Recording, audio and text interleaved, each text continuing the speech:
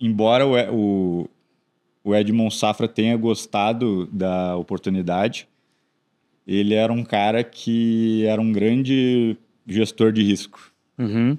Ele ficou conhecido por ser um cara que calculava muito bem seus riscos, né? Perfeito. E aí, o que ele fez?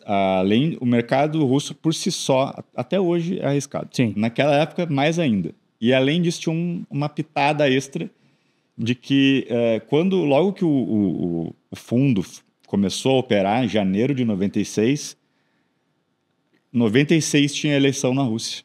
Perfeito, sim. Então, assim, no mercado emergente, pode ver, todo ano que tem eleição aqui no Brasil, o mercado chacoalha muito. Uhum. Não só no Brasil, qualquer mercado emergente.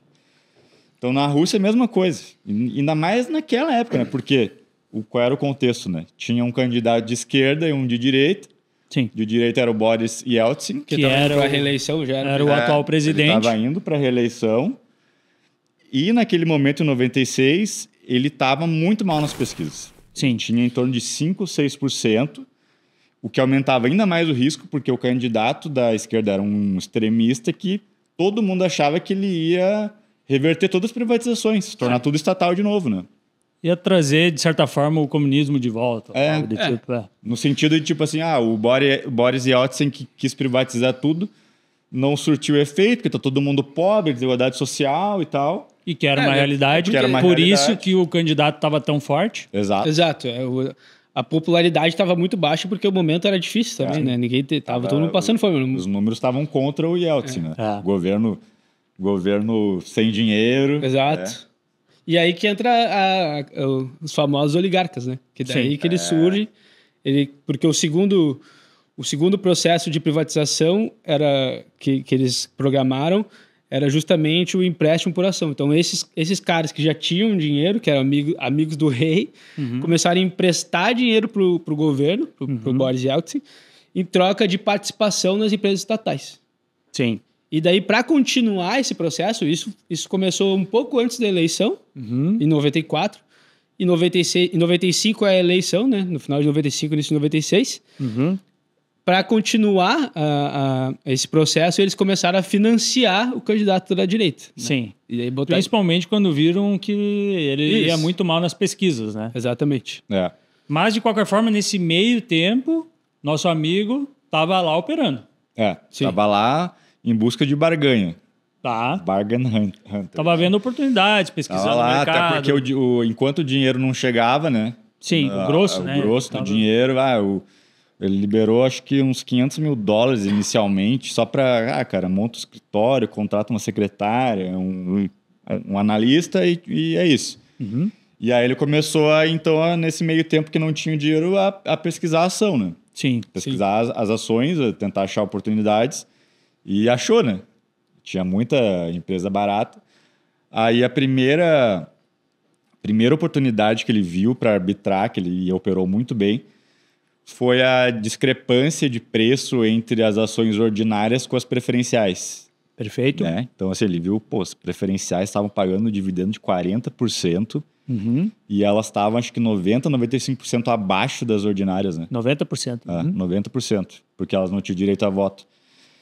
Daí, essa foi a primeira sacada dele, e no que ele falou pro Sandy Kaufman, que inicialmente ele tocou mais essa parte, o Sandy Kaufman, depois o Bill conversava mais com o Edmond, né? Aí ele falou, ele liberou acho que 2 milhões e meio, comprou lá as ações, começou a subir, liberou mais, foi liberando, né? Foi sentindo o gosto. Foi sentindo o gosto, tá barato mesmo, o negócio começou a subir, porque um dos fatores que estava fazendo o mercado subir também era que o Yeltsin começou a subir nas pesquisas. Sim, patrocinado pelos oligarcas. Que também dominavam muito a grande parte da mídia. Inclusive. Então eles começaram a financiar a campanha, colocar na mídia, e os 5% daqui a pouco já era 10%, daqui a pouco era 14%. Até tem uma passagem do livro que o Bill Brother fala que ele, nessa época, ele chegou aí em Davos, e bem na época do início do fundo, que o Yeltsin estava com só 6%, e tinha vários russos lá, gente importante da Rússia, que estavam extremamente confiantes que o Yeltsin ia virar. Foi justamente isso. Os caras já tinham todo um plano, tipo, não, nós vamos bancar o Yeltsin e vamos virar esse jogo. Inicialmente o Brad não entendeu muito bem, né? O cara tem só 5%, os caras estão... Para eles já era vitória garantida. É Rússia, né? Também. Então, as circunstâncias também sempre... E dito e feito, né? Daí, chegando perto da eleição, ele foi crescendo e o fundo já estava ganhando dinheiro, né? Uma semana antes da eleição, o fundo tinha subido 65% desde a criação dele, que foi em janeiro de 96. E as eleições russas foram em junho de 1996. Ou seja, estamos falando de 5, 6 meses. Acho que foram 65%. Foi o segundo turno, né? Tem o primeiro turno. Depois do segundo turno, que daí ele ganha de lavada, aí o mercado explodiu. Quando o Boris Yeltsin ganhou, o fundo do Bill teve uma alta de 125%. Que era a certeza que o processo de privatização ia continuar, né? Exato, eles iam continuar ganhando dinheiro, ponto. Era a certeza disso. E aí imagina a alegria, né? Porque querendo ou não, é uma responsabilidade tu convencer um cara do porte, a estatura do Edmond Safra, e em menos de um ano tu já entregou 125% de retorno.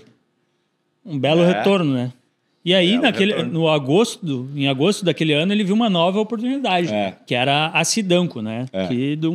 Que chegou meio que sem querer, né? Porque, ao contrário das ações preferenciais que ele estava catando e aí viu a oportunidade, ele recebeu um telefonema um dia de um operador, né? De um broker, falou, olha, a gente tem um lote aqui de 4% das ações da Sidanco. O que era a Sidanco? Que é uma petroleira na Sibéria. Gigantesca. Gigante, né? E ele falou, cara, nós temos 4% aqui. E aí ele, vou pesquisar, nem sei o que é, né? E aí ele foi ver que era uma petroleira, né? Que era muito obscura, não tinha nada sobre, nada. Relatório, nenhum analista cobria de research, nenhum banco de investimento, não se achava nada sobre a empresa. A única coisa que ele sabia é que um cara chamado Vladimir Potanin, mais um cara, um oligarca, era dono de 96% da empresa. Sim, o Vladimir Potanin posteriormente foi ministro do Vladimir Putin, enfim, é um cara... Ele é um desses caras que financiou o Yeltsin para a campanha e em contrapartida recebeu as ações das empresas. Porque ele tinha um banco na época, né? Ele prestou dinheiro prestava dinheiro para um governo que não tinha dinheiro, né? E aí, tipo assim, em vez de, vou te emprestar e tu me paga com juros, não, dá essa petroleira aqui. E essa é... Até hoje, ele é o maior acionista da maior produtora de níquel do mundo. Ele estava de olho da Rússia até hoje. Ele estava de olho nessa empresa desde essa época. E eu estava vendo que a estrutura das famílias, das oligarquias, é justamente essa. É um banco, uma mineradora ou uma petroleira. Sim, se for ver todos. Todos esses. Abramovich, tinha... É isso. Enfim. Hoje eu estou olhando aqui no Google, ele tem uma fortuna estimada em 26 bilhões de dólares, um dos homens mais ricos, e foi ex-vice-primeiro-ministro da Rússia, ou seja, um cara poderosíssimo há muito tempo. 26 bi mesmo com as sanções, né? Não, isso é o que se sabe. Meu amigo... Vamos com calma, né?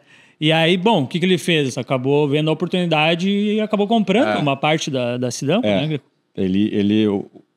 O Bill Browder é um ótimo analista de equities, porque ele vai a fundo e aí, imagina, na época, de novo, já era 96, a internet estava engatinhando, mas acredito que na Rússia devia ser pior ainda. Sim. Né?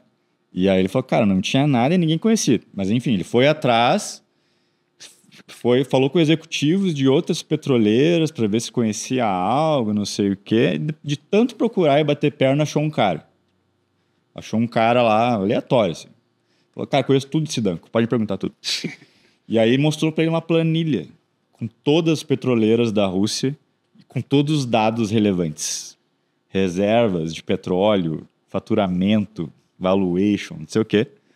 Daí ele falou, é isso que eu preciso, né? Aí ele começou... Aí qual é o racional dele? Ele operava muito assim, por múltiplos, né? Não só fazer o valuation. Sim. Aí o que ele fez? Cara, naquela época tinha uma empresa chamada Lukoil, que era uma petroleira gigante, que era mais... que tinha mais cobertura pelos analistas. Ela era mais famosa. Então, assim, se quem investia em petróleo na Rússia comprava ela. Tá? E aí, qual foi o racional do Bill Brother? Cara, eu vou comparar, então, a Sidanco com a Lukoil e ver onde é que está a discrepância. Sim. E aí, o que ele viu? O mais importante de uma empresa de petróleo, a reserva de petróleo da empresa. Quase igual. Quase igual. E aí ele viu que, no entanto, mesmo tendo ativos parecidos, a Sidanco valia 6 vezes menos que a Lukoil. Aparentemente sem motivo. Sim. Né? Aí ele fez um cálculo também rápido de padeiro e dividiu o valuation da empresa pela reserva comprovada e estava sendo negociada a 15 centavos o barril de petróleo.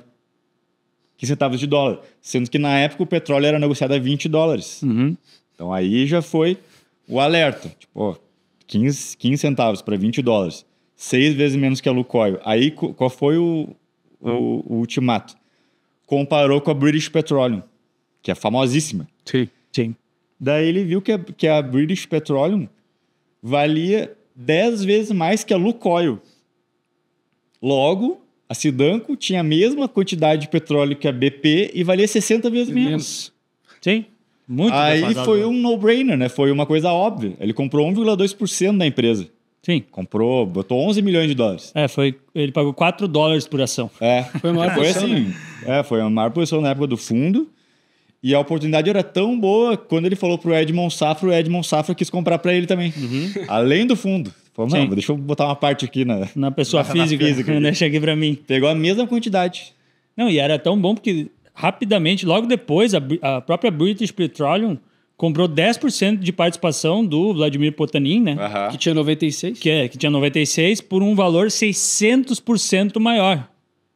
Ou seja, o cara fez... Validou a tese. Realmente estava muito barato, né? Pouco tempo. E foi uma questão de pouco tempo.